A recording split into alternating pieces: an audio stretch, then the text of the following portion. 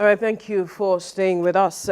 After various stages of collective bargaining, the federal government has now approved the increment of salaries of all lecturers in the federal institutions by 25%.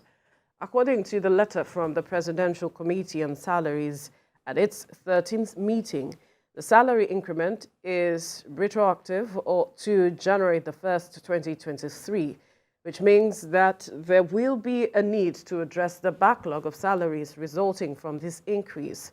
Although some have reacted that it is still not enough, they say this will at least alleviate the burden of the inflation of food prices on them. But joining us in the studio is the immediate past chairman of the Academic Staff Union of Universities, ASU, Lagos State Chapter, Dele Ashiru. Good morning. Thank you for joining us. Good morning. Thank you for this invitation. Congratulations, I must say. Let me begin from there. The battle has been on for some time now. Wow. And then we see the government responding with this increment. Now, let's get your perspective to the fact that there was a back and forth leading up to this, and here we are now. Well, I think the first thing to say is that all that we have read about the increases in salary are from the social media. Okay. As a union, I can tell you categorically that we have not been told Really?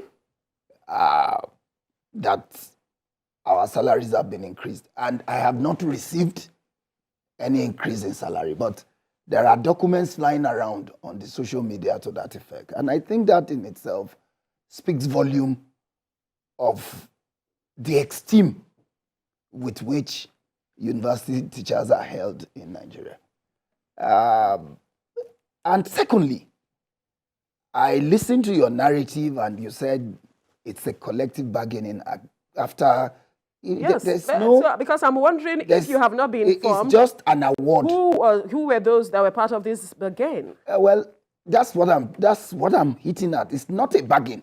You recall that we were on strike for a couple of months. Yes. In 2022, and we did that because, as we speak, if this increase is true, this will be the 14th year that our salaries were last reviewed. So there's nothing to really celebrate about 25% and 35%. What government has simply done is to look at the books and give an award. And that is what it is, because you will recall that federal government set up the late Professor Nimi Briggs committee to renegotiate our agreement on its behalf. The recommendations of that committee is still pending with government. But here we are. The new minister came of education and maybe looked at the books and saw that, look, we could do this in the first instance. So that we commend him.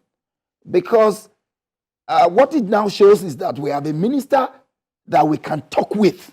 And it's a far cry from the clueless era of the former minister, by his own admission. Right. And also, we thank other agencies of government who are now opening up to talking with us. If you read that letter, you will see where allusion was made to informal contacts, which helped in doing what they have done.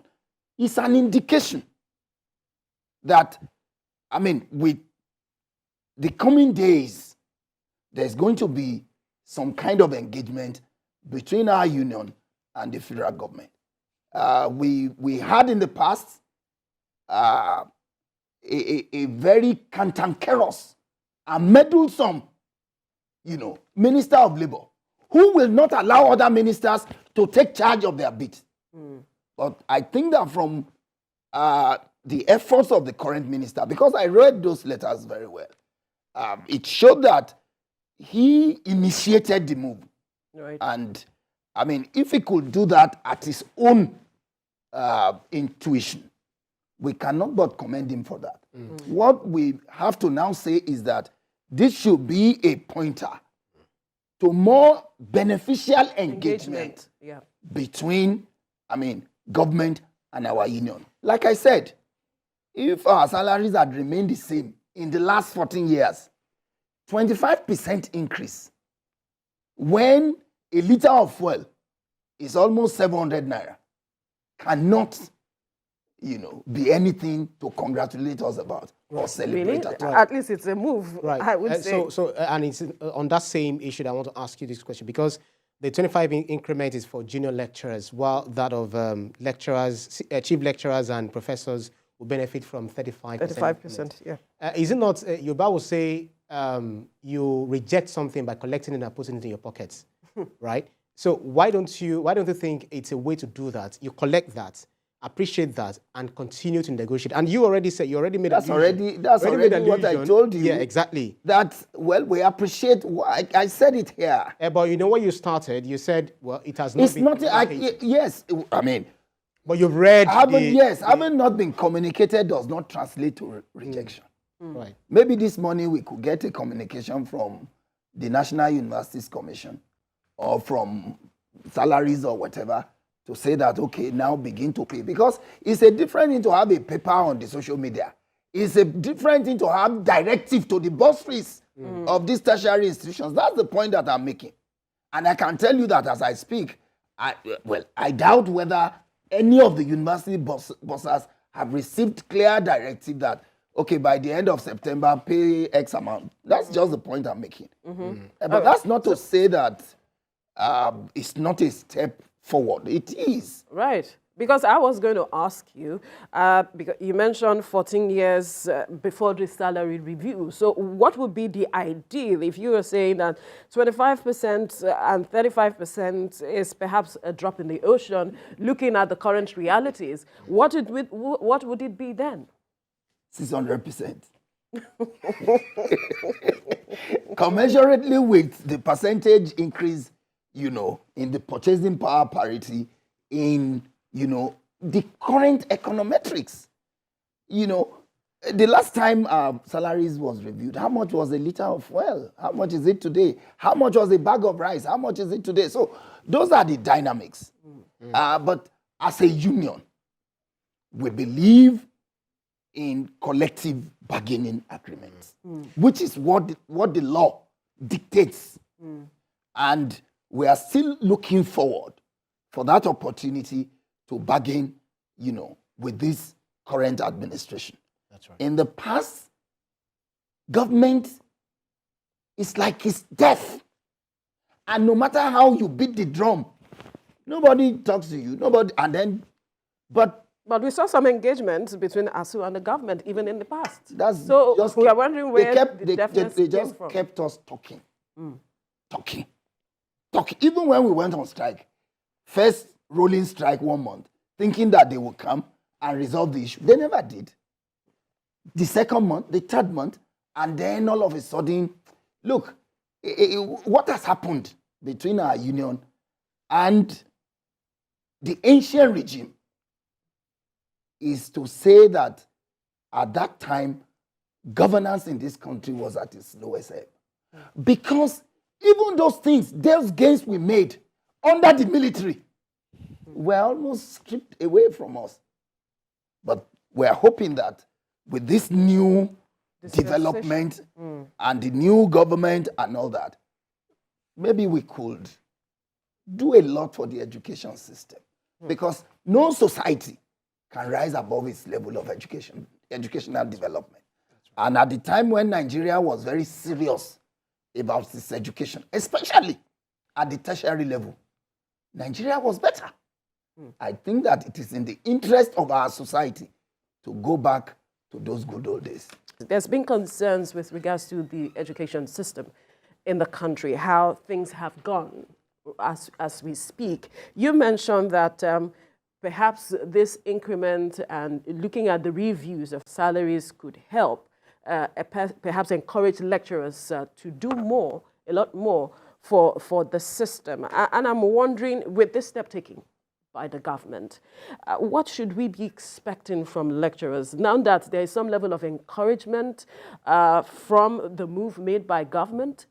And you're seeing that the lecturers are beginning to speak, for instance, through you now, that it seems this government understands the language of lecturers. So what level of commitment should we be expecting from lecturers this time around? Are we saying that we'll not be seeing perhaps strikes again, agitations from the unions with regards to matters like this?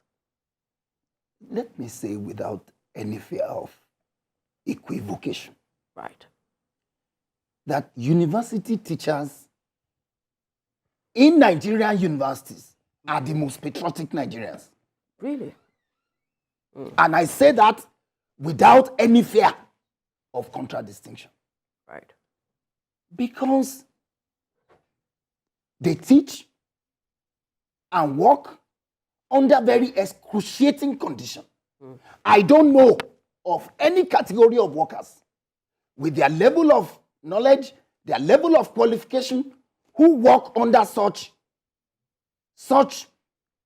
very ridiculous conditions. And quite a number of them have remained on the job over the years. So I think that rather than the kind of vilification that they get all the time, Nigerian lecturers should be celebrated. There's no category of human beings, workers, who can give the kind of sacrifice that they give. And strikes are only a symptom of a bad government. It's only when negotiation fails that people decide, look, we suffer more when we go on strike. And that's why the last thing any ASU leadership will want to do is to go on strike. Because prosecuting the strike itself is another matter. So, once government is responsive and listens, look, if I say I want ₦1 billion from you, under a collective bargaining agreement, you can say, look, I don't have the money now. This is the bit that I can do. But I will be committed to further increases. What will lead to strike? But if somebody is talking to you, beg your wife, beg your uncle, beg your traditional ruler, beg your son to beg you, and you remain adamant, and you are not showing any example. You are flying around the whole world, living in exotic houses, contributing nothing to the society. And yet, you will not pay those who are working, moiling and toiling to develop a society. So, on the part of lecturers, I can tell you, yeah, there may be challenges here and there. But I can tell you that if we have a responsive government who knows what it is to run education at tertiary level, I can assure you that strikes will be a thing of the past. Tell me any group of workers in Nigeria whose salaries have remained the same in 13 years. And it's not without struggles. We've gone on a number of strikes to even extract this little commitment. And if you check the African average, we are not even asking to be paid like they do in America or England. But take an African average, go to Ghana and see how they treat their lecturers. And only a people can develop their society. Right. It's good to know the way with some of the things that you've said. It shows that you still have some axe to grind with the past administration, and it's good to show that you are already seeing, way forward with this administration. But then, this administration inherited a huge debt, huge debts burden from the past administration, and we've been servicing our loan with almost 100% of our generated revenue. Do you not feel that it might be a bit difficult to meet all your challenges at a go? I don't think so. I don't feel so. I don't believe so. Wow. And I disagree with you. Yes, government is continuum. It also inherited all the goodies. So why are we bothered about that? Government. What are the goodies? Is it the naira? The salaries of those who are in government have not changed.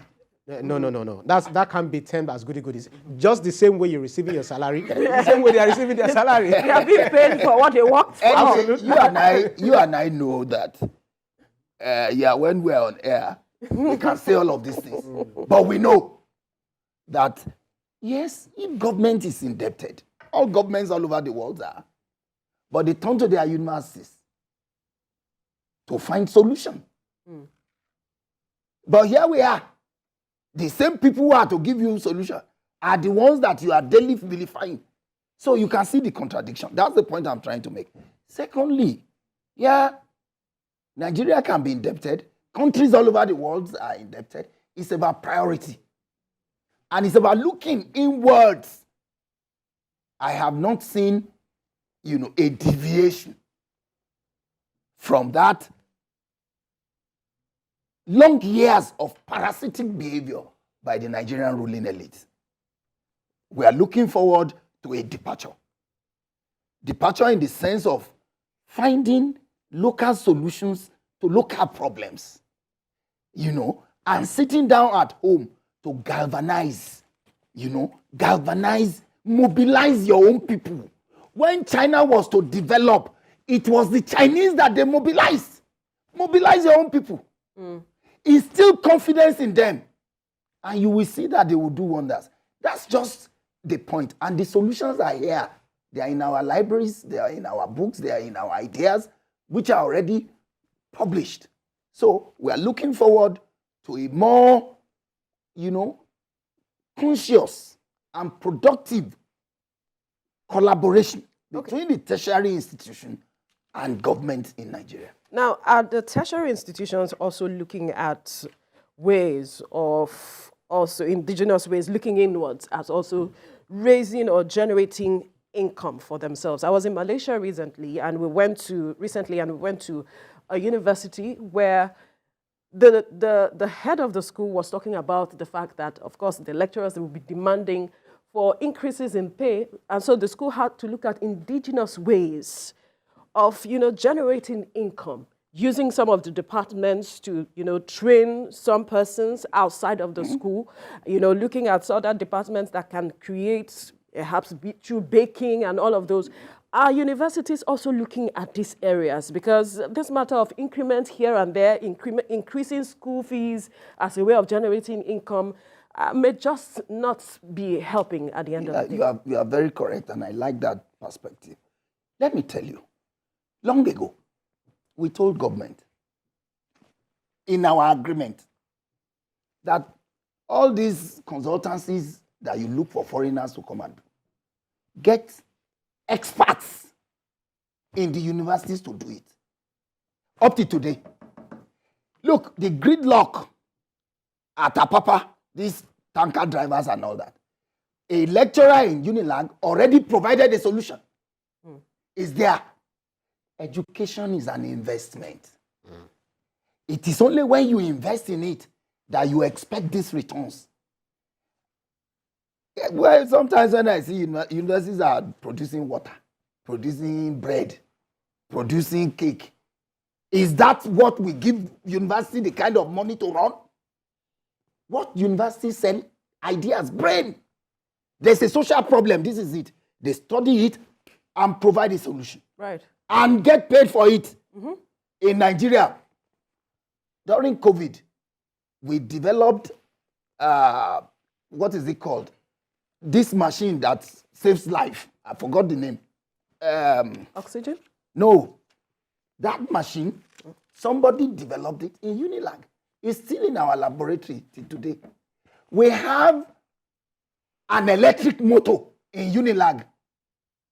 As I speak with you, is it the lecturer who developed the electric motor that will fund the mass production?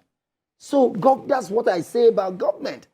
People are doing wonders in our universities. Go. People are manufacturing agricultural equipment, harvesters, etc. in Ibadan, in Ilorin, because every year we do a research conference in Unilag, and they bring all of these things. We see them. But they can't remain in the laboratories. Absolutely. People have to use them.